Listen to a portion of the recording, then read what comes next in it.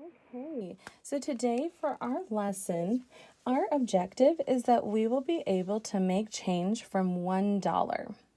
Now, I'm going to step back for a moment. Like I mentioned in the last video, it's been a few days since we've had regular lessons. And so I want to take a moment and remind you, let's reflect back on a lesson that we did the last time, which was finding the missing addend to equations that equal 100, the sum of 100.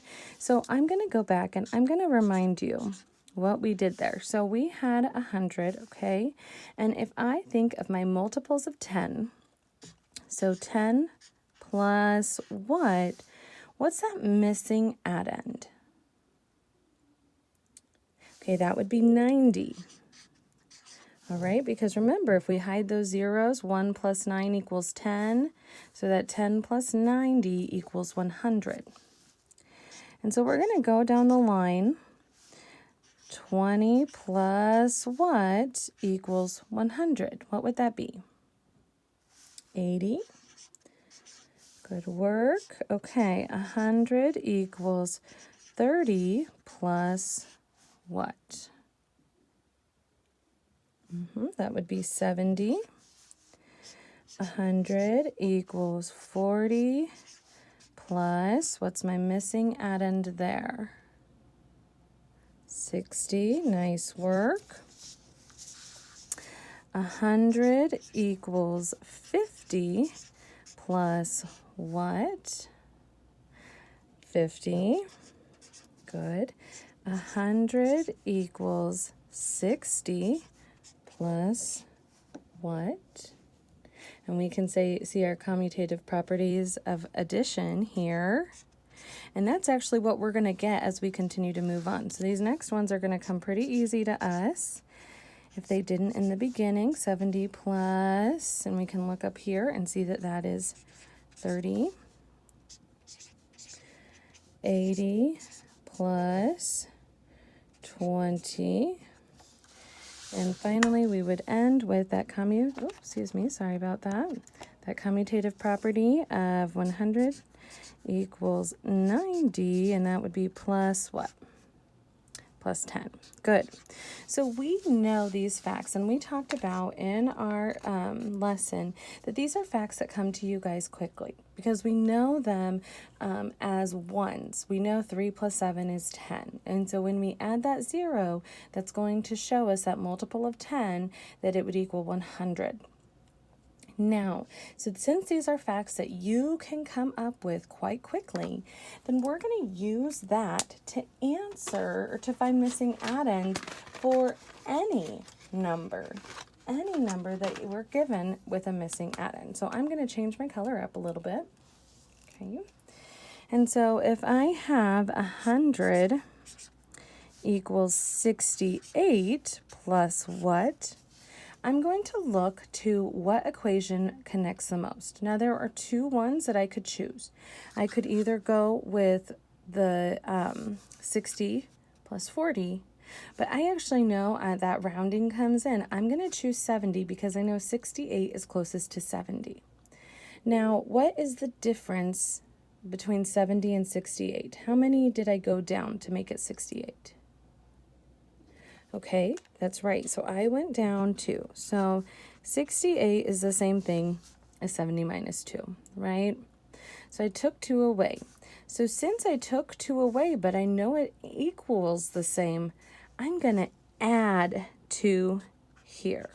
Okay, so I had 30. So this one is going to be 30 plus 2, which would equal what? 32. So that would tell me that 68 plus 32 would equal 100. All right, let's try another one. 100 equals 24 plus what? Okay, now if I go through that rounding, I know that 24 is the closest to 20. So how did I change 20 to make it 24? I added 4. Good. So I added 4 to that. So if I added 4 to that, then I have to do what to 80? I have to take 4 away. So 80 minus 4. Okay, so what would be 80 minus 4? 76. So we found those numbers by looking at our multiples of 10 and then adding and subtracting to make them equal again. Let's do one more just so I make sure that we understand what's going on. Let's do 83 plus what? So 83 is going to be my closest to 80. And I did what to 80? I added 3. So this is the same as 80 plus 3. So then what do I need to take away from 20? I need to take away 3. Okay, so what is 20 minus 3? That's 17. Awesome work. Okay, so that is just a quick review of what we learned in our last lesson. Now, with that information, I want you to get out your worksheet, and we're just going to do 102A today.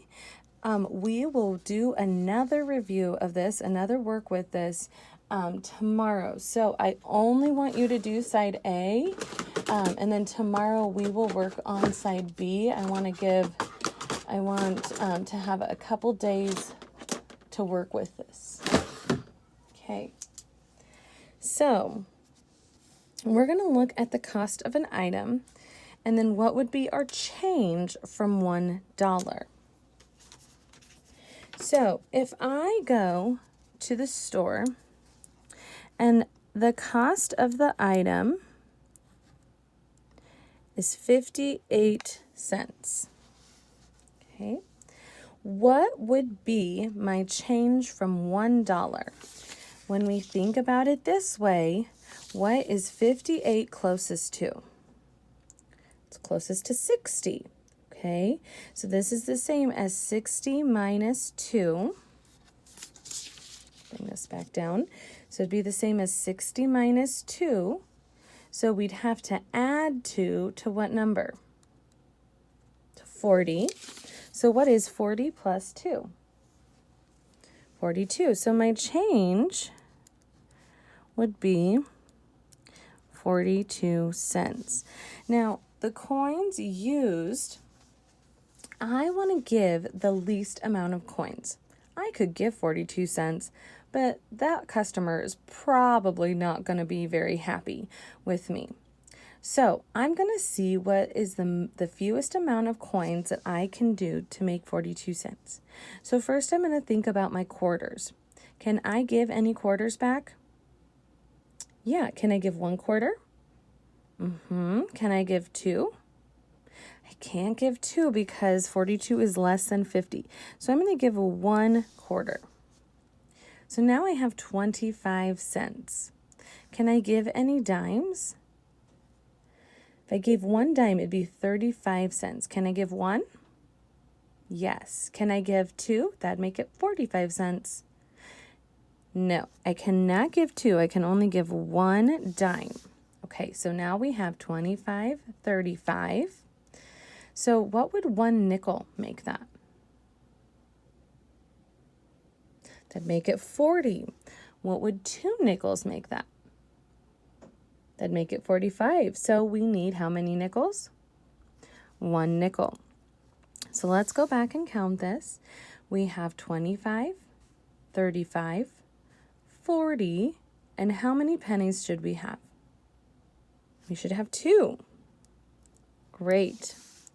Okay, so now when we're counting back the change, we're going to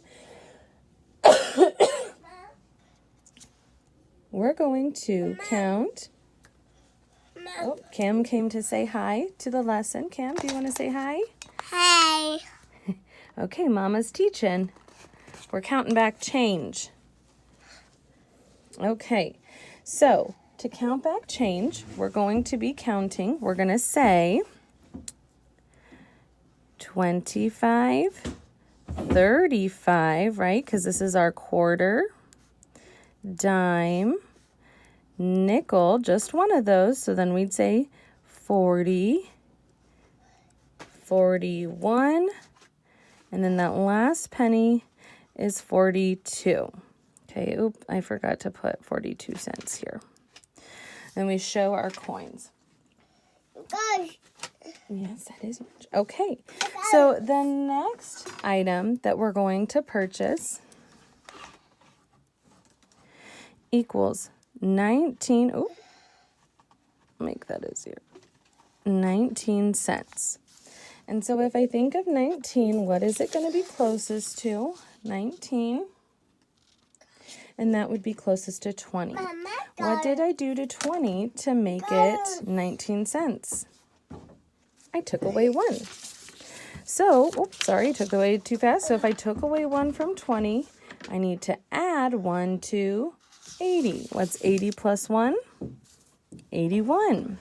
I'm going to do better on writing this. Okay, so now I'm going to give my change back for 81 cents. So I'm going to start with quarters. Remember, we want to do the fewest amount of coins. So can I give 1 quarter? That'd be 25 cents. I can give 1. Can I give 2? That'd be 50. I could still give 2. Can I give 3? That'd be 75. I can give 3. What about 4? That'd be $1. I couldn't give 4, so I can give 3 quarters. And what would that equal? 75 cents. Good. So 75. If I added a dime, it would be 85 cents. Can I give any dimes? No, I cannot. So I'm going to put a 0 there. Can I give any nickels? If I gave a nickel, it would be 80 cents. Yes, I can give 1 nickel. And so I have 25, 30, no, never mind. So let's try that again. 25, 50, 75, 80. How many pennies? 1. So now I'm going to put 81 cents here. And I'm going to draw my coins.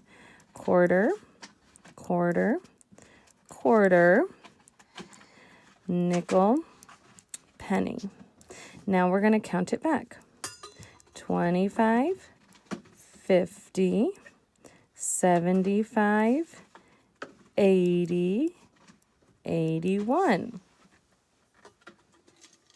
Okay, great job. Okay, the next one we're going to do is a product that equals 33 cents. Okay, let's find what would 33 be closest to? 30. And we did what to 30 to make it 33? We added 3. So if we added 3 here, we have to take away 3 from 70. What would be 70 minus 3?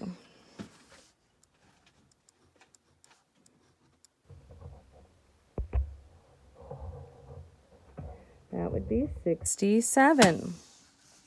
Okay, so now we're going to make 67 cents with the fewest coins. So can I do 1 quarter? Yep. Can I do 2 quarters? Yep, that'd be 50. Can I do 3 quarters? Nope, that'd be 75. That would be too much. So I would have 2 quarters. What is that? I'm teaching a lesson. So I would have 2 quarters. What is that? What is that? And that would be 25, 50. If I added 1 dime, that would be 60. And then if I added a nickel, that would make it 65. And how many pennies to make it 67? 2. Awesome. So now I have 67 cents. Let's draw our coins. We had 2 quarters, 1 dime, 1 nickel, and 2 pennies. So let's count those out. 25, 50, 60, Mommy. 65, 66, 67. Okay. Now I'm going to give you 3 values, and I want you to complete the rest of this on your own. Mommy. Mommy. I just want to talk. Okay, I want you to do this for 91 cents.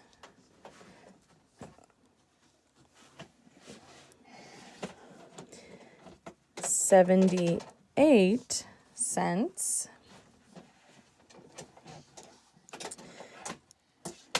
And 3 cents. So complete this worksheet. That will be all I will want you to do today. Like I said, we will do the back side of the worksheet tomorrow, as well as complete our guided fact practice.